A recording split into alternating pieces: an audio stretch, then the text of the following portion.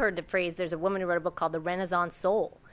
Margaret Lobenstein is her name, and I loved it because it's Renaissance. We celebrate Da Vinci for being a Renaissance man, and that's the idea now too, is that you can be celebrated for being able to do many things and do them well. It's actually a great quality. So you can be Renaissance, you can be generalist. I love these terms because they make it positive. It's the idea of having a to-done list, right? What you've already done, celebrating your success.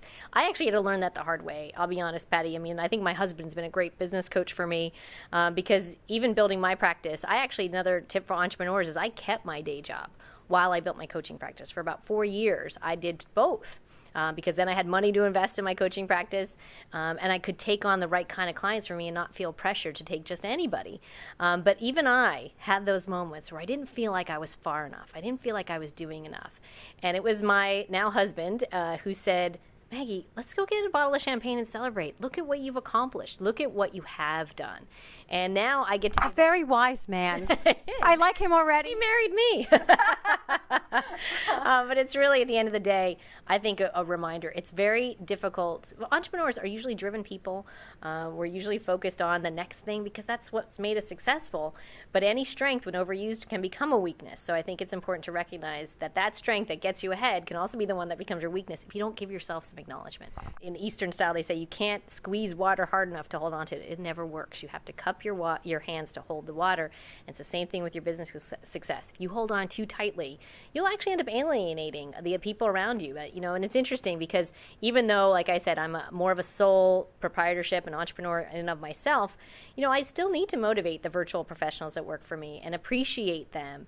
Appreciation is the way that I motivate them. Appreciation and acknowledging the efforts. Yes, I pay these people, and you could say, well, it's their job. But people are going to work harder for you if they actually care, if they want to see you succeed. So I encourage people as well to say thank you to the people that help you all the time. Even if you feel like there's more to be done and there's still a whole other road to go down, stop and thank the people around you who've helped you get to the point you are today. It really goes a long way in making you feel good and them too. The acknowledgement, I don't think it ever gets old. I don't care what age you are, what level. It's hearing that you're great at something, that validation feels really good. And for people who are feeling a bit at their wit's end or haven't felt as if they're going far enough, what I do, and if you have clients in your business, if you have people you've worked with, ask for testimonials, right? Ask them to describe for you what value you've provided.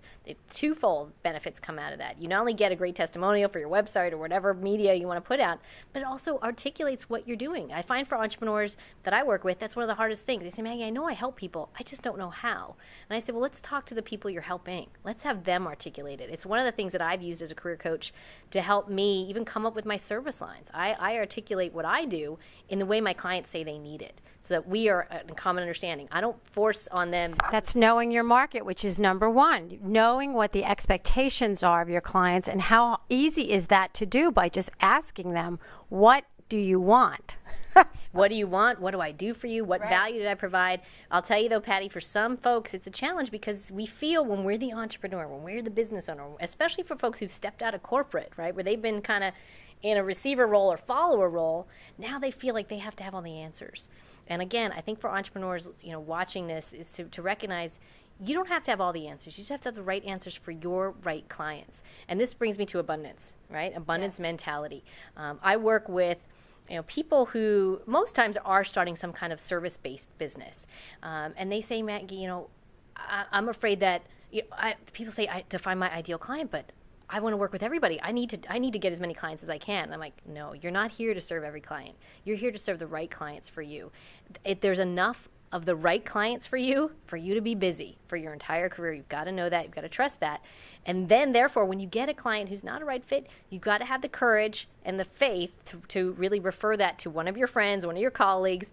Or one of your competitors. Absolutely. And recognize that that's the best thing you can do for that client. It's the best thing you can do for your business.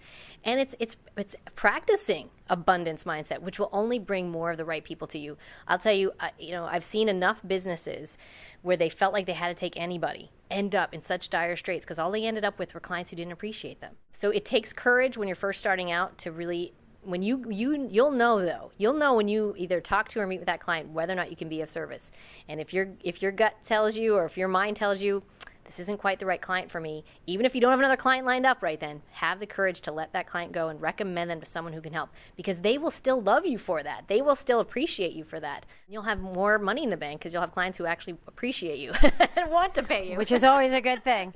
Well, thank you so much for taking the time to chat. We've been talking with Maggie Mistal, who is the host of Martha Stewart Living Radio show, Making a Living with Maggie.